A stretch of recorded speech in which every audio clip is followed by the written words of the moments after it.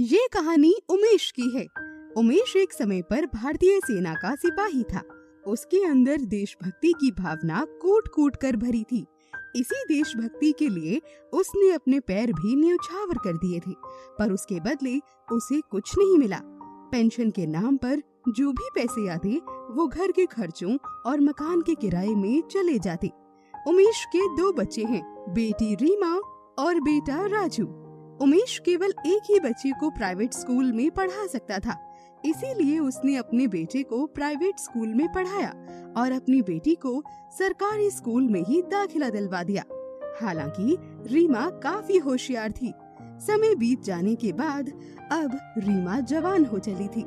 उमेश को अपनी बेटी की शादी की चिंता थी। अरे कांता, आज लड़के वाले अपनी रीमा को देखने आ रहे हैं ना, तुम उसे अच्छे से तैयार कर देना। जी, आप इसकी चिंता बिल्कुल मत कीजिए, मैं सब देख लूंगी। थोड़ी देर के बाद तभी लड़के वाले आ जाते हैं। लड़के वालों को रीमा बहुत पसंद आती है, इसीलिए वो आगे की बात करते हैं, या यूं कहें कि दहेज की बात करते हैं। अरे देखिए उमेश जी, आपकी बेटी हमें बहुत पसंद है।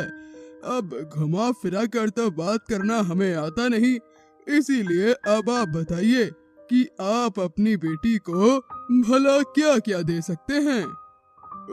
जी देखिए, मेरे पास तो मेरी बेटी के अलावा और कुछ भी नहीं। मेरी बेटी बहुत ही गुणवान है, घर का सारा काम कर लेती है। मैं आपसे वादा करता हूँ, आपको शिकायत का मौका कभी नहीं मिलेगा। अरे उठो रमा, ऐसे भिखमंगों के यहाँ हमें अपने बेटे की शादी करनी ही नहीं है। चलो बेटा।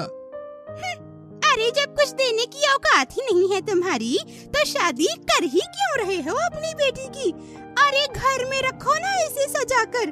और कहे देती हूँ, अरे शादी आजकल सिर्फ लड़की देखकर थोड़ी ही होती है, पैसे भी लगते हैं। अरे हमारे लड़के के लिए तो बड़े बड़े घरों से रिश्ता आया। वो तो हम ही बेवकूफ हैं जो खामखा यहाँ आकर अपना वक्त जाया किया। खरी खोटी सुनाकर लड़के वाले वहाँ से चले जाते हैं। उमेश उनके ताने सुनकर रोने लगता है। पता नहीं मैं कभी अपनी बेटी की शादी कर भी पाऊंगा या नहीं।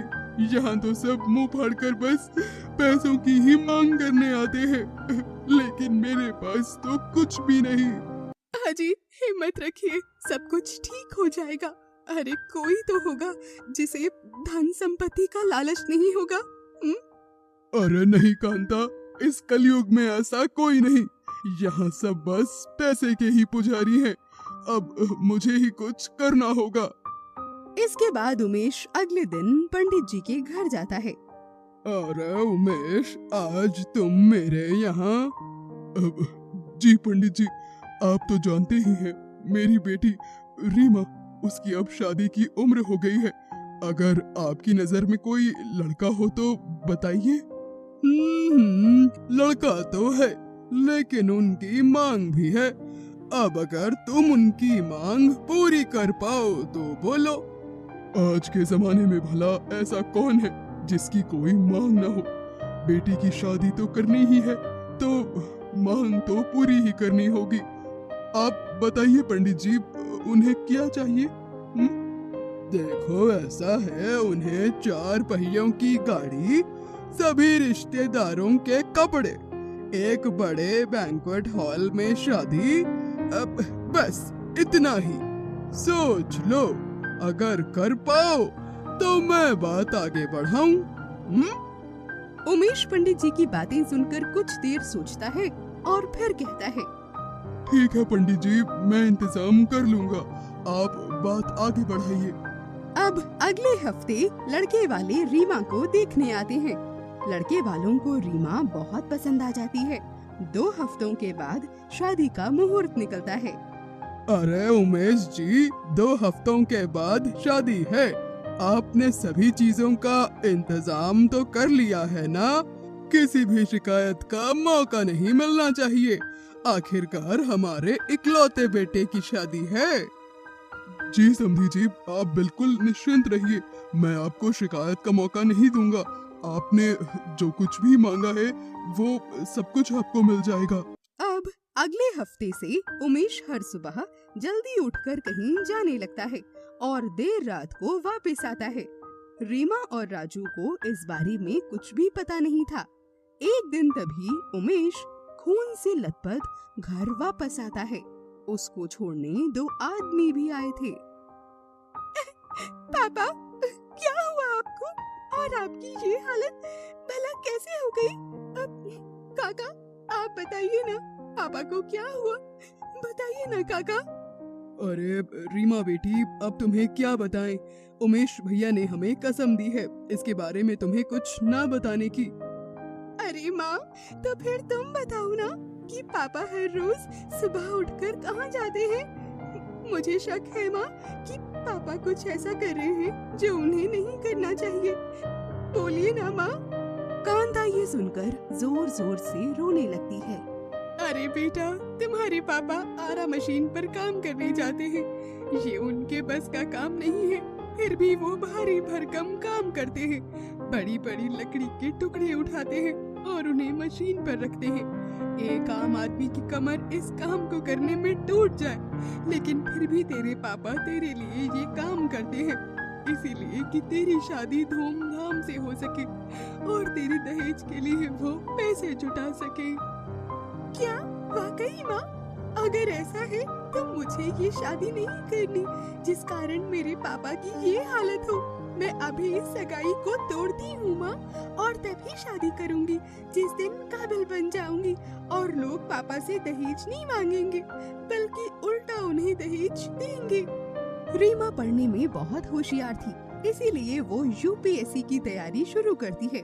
पैसे तो थे नहीं, इसीलिए वो किसी कोचिंग इंस्टीट्यूट भी नहीं जाती और यूट्यूब से ही तैयारी करती है। हर दिन वो मन लगाकर 12 से 14 घंटे पढ़ाई किया करती और छोटे छोटे बच्चों को ट्यूशन भी देती। ऐसे ही तैयारी करते हुए उसे अब 1 साल बीत जाता है और रीमा अपना यूपीएससी का प्री एग्जाम देने जाने लगती है। पापा, मुझे आशीर्वाद दीजिए ताकि मैं इस परीक्षा में पास हो सकूं और आपका नाम रोशन कर सकूं और लोगों को ये बता सकूं कि मैं फौजी उमेश की बेटी हूँ। हाँ मेरी बच्ची, मेरा आशीर्वाद तेरे साथ है। हाँ दीदी, आप बिल्कुल चिंता मत कीजिए, आप जल्दी ही कलेक्टर बन जाएंगी। आपकी मेहनत का फल भगवान आपको जरूर देगा, देखिएगा आप। इसके बाद रीमा पेपर देने जाती है और अपना प्री एग्जाम देकर आती है। आखिरकार रीमा की मेहनत रंग लाती है और वो प्री क्वालिफाई कर जाती है। उसके बाद वो यूपीएससी के बाकी 2 चरण मेंस और इंटरव्यू भी पास कर जाती है और ऑल इंडिया रैंक 2 प्राप्त करती है। गांव के सभी लोगों का रीमा के घर के बाहर अब जमावड़ा लगा होता है और हर न्यूज चैनल वाले उसका इंटरव्यू लेने के लिए उसके घर के बाहर होते हैं। पापा, चलिए ना, देखिए सब लोग आपसे मिलने आए हैं, आइए। अरे नहीं बेटा, ये सब मुझसे नहीं बल्कि तुझसे मिलने आए हैं। पापा, अगर आप नहीं होते तो मैं नहीं होती और एक जिलाधिकारी बनने की प्रेरणा तो मुझे आपसे ही मिली है ना पापा, इसीलिए चलिए। रीमा अपने पापा उमेश का हाथ पकड़कर उन्हें बाहर लाती है। न्यूज वाले उसकी सफलता का राज पूछते हैं। रीमा अपने पिता को उनकी सफलता के लिए प्रेरणा बताती है। आज हर जगह बस रीमा ही छाई हुई थी, जहाँ देखो बस उसी की बातें हो रही थी। वहीं जब ये खबर उन लड़के वालों के घर जाती है तो वो अपनी किस्मत को रोने लगते हैं और अब रीमा के लिए बड़े बड़े अधिकारी और बिजनेसमैन के रिश्ते आने लगे थे। अरे देखो कांता, एक समय ऐसा था कि मैं रिश्तों के लिए मारा मारा फिरता था, वहीं आज मेरी बच्ची की मेहनत की वजह से कितने अच्छे अच्छे रिश्ते खुद हमारी चौखट तक आ रहे हैं। ऐसा कभी नहीं सोचा था कि ये दिन भी देखूंगा। हाँ जी, आपने बिल्कुल सही कहा। आखिरकार ये सब हमारी बच्ची की मेहनत का ही फल है। कहाँ हम उसे इतने अच्छे स्कूल में भी ना पढ़ा सके, लेकिन फिर भी देखिए उसने अपनी मेहनत से ये मुकाम हासिल किया। इधर अब रीमा अपनी आईएएस की ट्रेनिंग के दौरान विक्रम नाम के लड़के से मिलती है। विक्रम भी अमीर नहीं था, वो भी रीमा की तरह एक गरीब परिवार से था। रीमा एक दिन विक्रम को अपने माँ बाबा से मिलवाती है। उमेश और कांता को भी विक्रम बेहद पसंद आता है और एक अच्छा सा मुहूर्त निकालकर उमेश और रीमा की शादी हो जाती है। और उमेश और ये कांता देखकर बेहद खुश